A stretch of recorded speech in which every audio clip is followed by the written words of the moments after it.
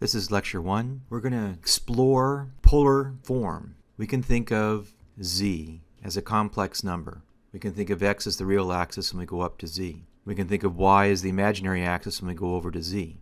Or we can think of this point z here as having a radius and an angle. You're much more comfortable probably thinking of z in a rectangular coordinate system with these square boxes, these grids all over the place, like the engineering paper you write on. We need to begin thinking in terms of radius and angle. So switching from a grid kind of a pattern, we have this circle kind of a pattern. 0.5 represents a radius of half. 1 represents a radius of 1. 1.5 is associated with this circle. Now we can go to 2. This is still the real axis, and go up to our number. And we can go up to 3 and over to 2. So z still equals 2 plus 3j, but we begin thinking in terms of this radius and this angle, which looks like a little bit more than 45 degrees.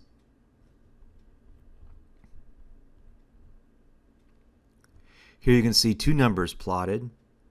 One is expressed in rectangular notation, so we go over to a -5 and then up positive 2j.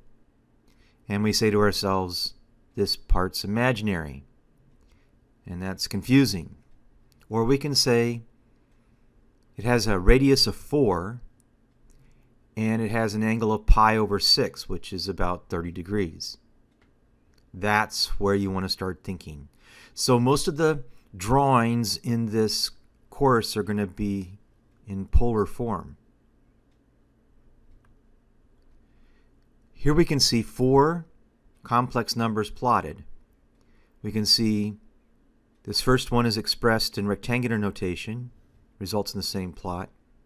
Here we can see one that's expressed in polar notation, same kind of a plot. Here we can see sort of an inverse of, if we took the blue and the green and added them together, we get 0 or dot.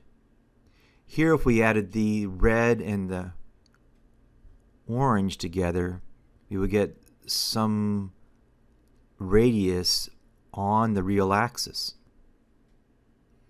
So the goal here is just to look at these and tell yourself stories about these dots. So here we see an interactive display, and it looks like it has two numbers, z1 and z2. z1's multiplied by a real number, a scalar, and then there's a red one that's the combination of these two.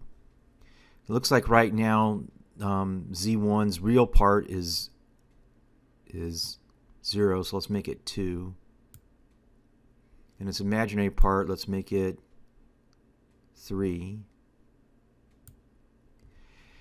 It's being multiplied by 2, so the gold right here is z1, and it's being multiplied by 2. So the angle doesn't get multiplied, just the radius gets multiplied. So it makes multiplication much easier to visualize. Now z2 is this green right here, and right now it has a radius of 7 and no angle, so let's give it an angle. So there's a angle of 180 degrees, and then there's an angle of -80 degrees.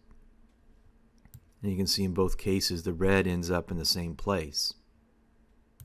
Now we can go around and change the real of the gold and its multiplication.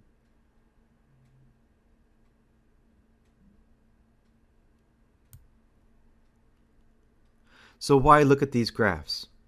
What we want to begin doing is building our intuition.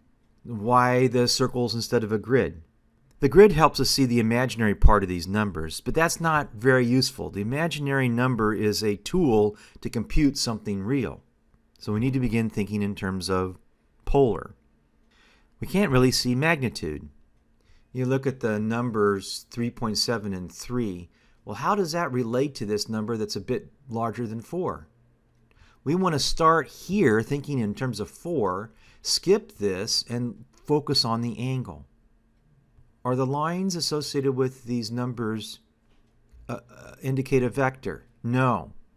These dots are numbers. Now, rather than being on a number line, right, a flat one-dimensional number line with a dot here and a dot here and a dot here and a dot here, we've got dots that can be in this two-dimensional world. So it indicates that there's 2 bits of information that we're dealing with and that we can interpret, but it's not forming a vector. We need to think of those 2 bits of information as being contained in that radius and that angle. And they're inside that dot. This green line does not represent a vector. We're going to create a vector of that dot plus this dot plus this dot of this dot. And that's going to be our definition of a vector. These turn into reality, each of these. Our vector definition has nothing to do with direction like you learned in physics. You're going to see online that the angle has some relationship with time. If you start studying the complex plane and looking at the video, they're going to show you pictures of, things swirling around, right? Like this.